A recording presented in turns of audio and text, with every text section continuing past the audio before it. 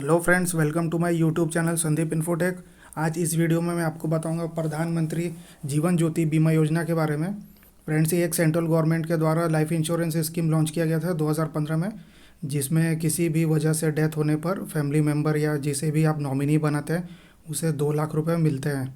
तो इस वीडियो में मैं आपको बताऊंगा प्रधानमंत्री जीवन ज्योति बीमा योजना के बारे में, पूरा फुल डिटेल्स पॉलिसी के बारे में, और उसका कवरेज पीरियड, स्कीम का details, eligibility criteria, enrolment period, premium कितना देना है और उसका क्या क्या बेनिफिट मिलेगा।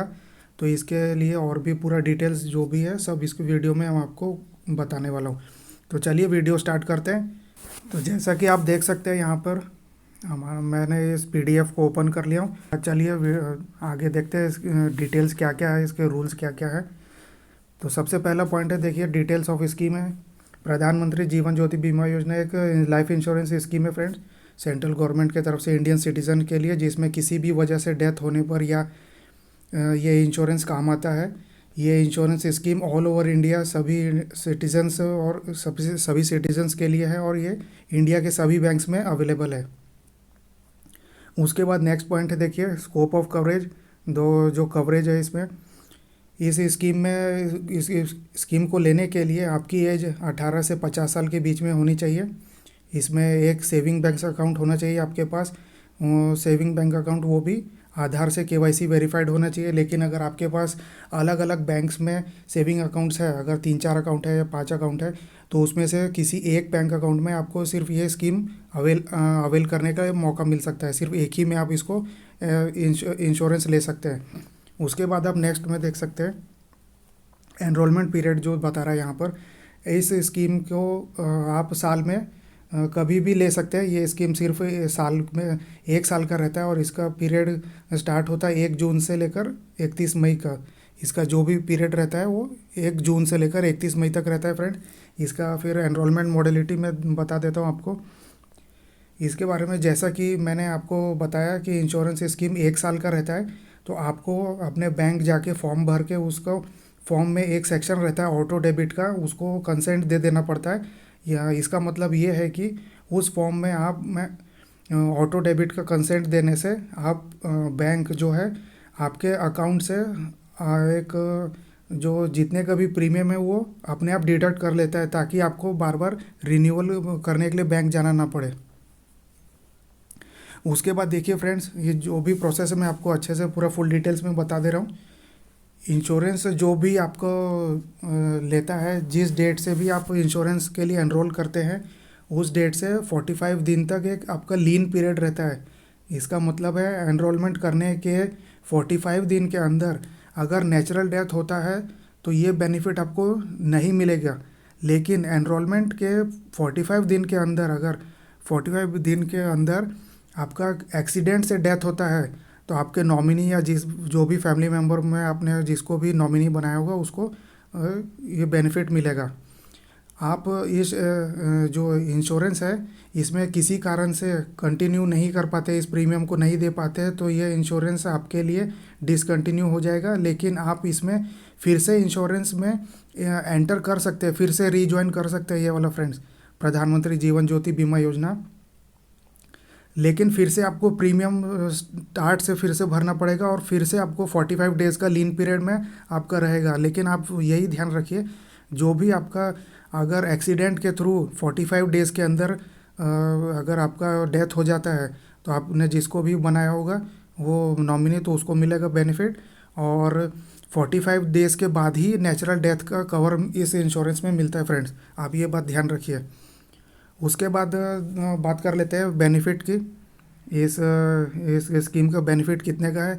तो इसमें देखिए, आप अगर ये इसको एनरोल करते हैं इस इंश्योरेंस स्कीम को, तो इसमें 2 लाख का बेनिफिट आपका मिलता है। किसी भी कारणवश आपका अगर डेथ हो जाता है किसी भी वजह से, तो इसमें आपको 2 लाख का बेनिफिट मिलता है। इसका फिर प्रीमियम के बारे में बात कर लेते हैं। प्रीमियम इसका 330 रुपये है फ्रेंड्स। देखिए यहाँ पर लिखा हुआ है, मेंशन किया हुआ है 330 रुपये। ये प्रीमियम अपने आप डिडक्ट हो जाएगा ऑटो डेबिट फैसिलिटी के थ्रू। तो आप इसमें देख सकते हैं 330 रुपये। ऑटो डेबिट के लिए आपको एक कंसेंट देना पड़ता है, तो वो जब आप फॉर्म भरेंगे तब वहाँ पे कंसेंट का एक सेक्शन रहेगा ऑटो डेबिट का, तो आप वहाँ से ऑटो डेबिट अगर उस पर सिलेक्ट कर लेते हैं तो हर साल आपको 330 रुपये आपके बैंक अकाउंट से कट जाएगा इस इंश्योरेंस के लिए। उसके बाद मैं एलिजिबिलिटी क्राइटेरिया आपको बता देता हूँ। एलिजिबिलिटी क्राइटेरिया ये है कि आपका एज जो है 18 साल से लेकर 50 साल के बीच में रहना चाहिए, तभी आप इसमें इंश्योर कर पाएंगे।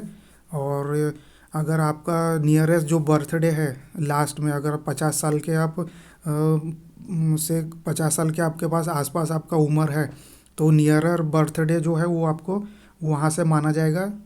और ये आप इसका जो इंश्योरेंस स्कीम है ये 55 ईयर्स तक आप इसको चालू रहेगा। अगर आप 50 साल में भी आप इंश्योरेंस लेते हैं तो आपको नेक्स्ट 5 ईयर्स तक इसका बेनिफिट मिल सकता है। अगर इन केस आपका अगर बाई चांस डेथ हो जाता है तो आपके फैमिली मेम्बर्स या जो जिसको भी आप नॉमिनी बनाते हैं तो उसको मिलेगा। उसके बाद यहाँ नेक्स्ट देख सकते हैं आप मास्टर पॉलिसी होल्डर। उसके बाद देख सकते हैं इसमें पार्टिसिपेटिंग बैंक से जितने भी रहेंगे आपके जो भी बैंक से हैं, आप जिस भी बैंक से आप अपना ये इंश्योरेंस लेते हैं और जिसमें भी आपका बैंक अकाउंट है वही आपका पूरा ये सेटलमेंट और एप्लीकेशन फॉर्म और जितने भी तरीके के आपके ये इस इंश्योरेंस से जुड़े हुए काम हैं तो वही बैंक आपका मास्टर पॉलिसी होल्डर रहेगा। उसके बाद आप देख सकते हैं फिर इसमें टर्मिनेशन आपका देख सकते हैं, टर्मिनेशन ऑफ एश्योरेंस। इसका मतलब ये है कि किस किस कारण से किस वजह से आपका टर्म ये जो इंश्योरेंस है ये टर्मिनेट हो सकता है, मतलब ख़त्म हो सकता है एक तरीके से। देखिए फ्रेंड्स, ये तो सिंपल सी बात है, अगर 55 साल के उम्र तक आपका इंश्योरेंस अपने आप ही लैप्स हो जाएगा, ये समझ रहे हैं आप। तो इसमें यहाँ पर लिखा हुआ है अभी 50 साल तक आप इंश्योरेंस ले सकते हैं, लेकिन ये 55 साल तक का कवर देता है। 55 साल तक का अगर आपको कुछ होता है तभी आपको मिलेगा। 55 साल जैसे ही आपका एज हो गया, कंप्लीट हो गया, तो उसके बाद ये टर्मिनेट अपने आप हो जाएगा जिसने भी इस इंश्योरेंस को लिया हुआ है।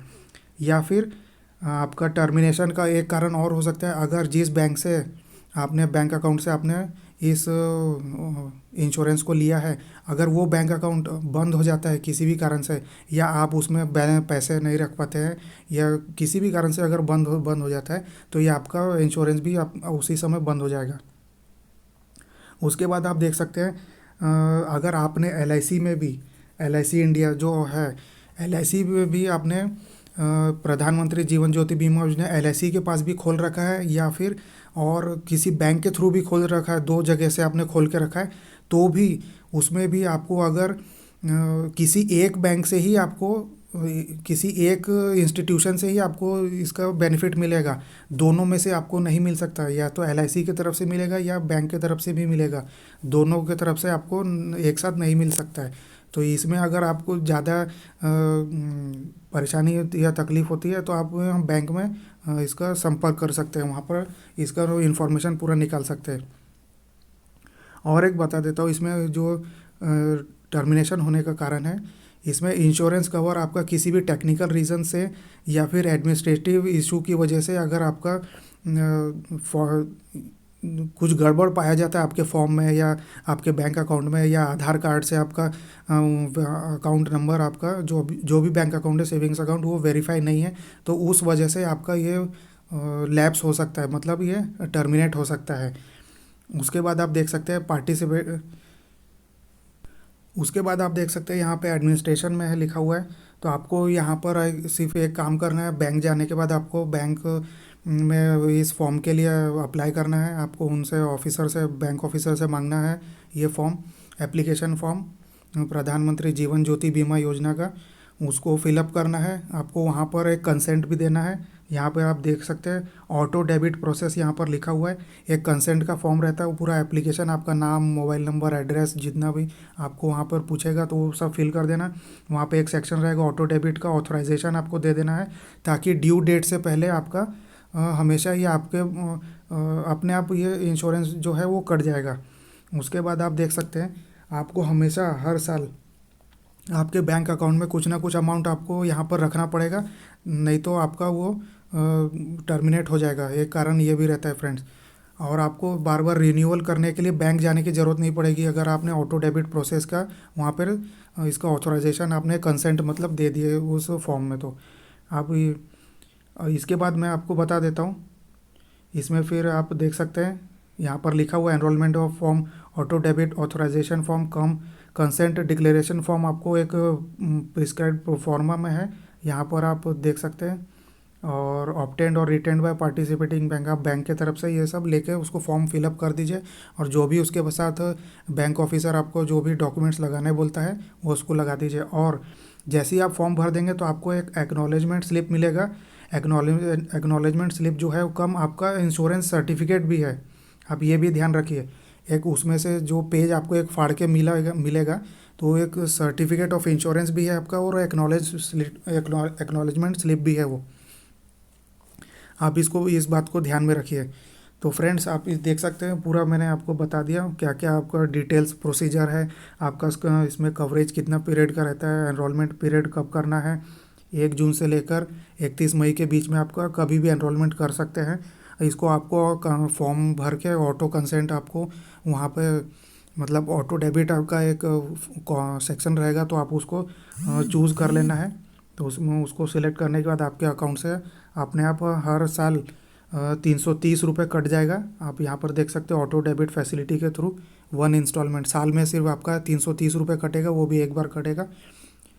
इस फॉर्म से रिलेटेड अगर पीडीएफ आपको चाहिए तो आप मैं अपने डिस्क्रिप्शन बॉक्स में दे दूंगा, आप यहाँ से हिंदी इंग्लिश में जो भी आपको सूटेबल है आप वहाँ से डाउनलोड कर सकते हैं। मैं लिंक वहाँ डिस्क्रिप्शन बॉक्स में आपको डाल दूंगा। तो आपको फ्रेंड्स मेरा वीडियो कैसा लगा बताइए मुझे कमेंट्स करके, और मेरे वीडियो को शेयर कीजिए, लाइक कीजिए और चैनल को सब्सक्राइब कीजिए।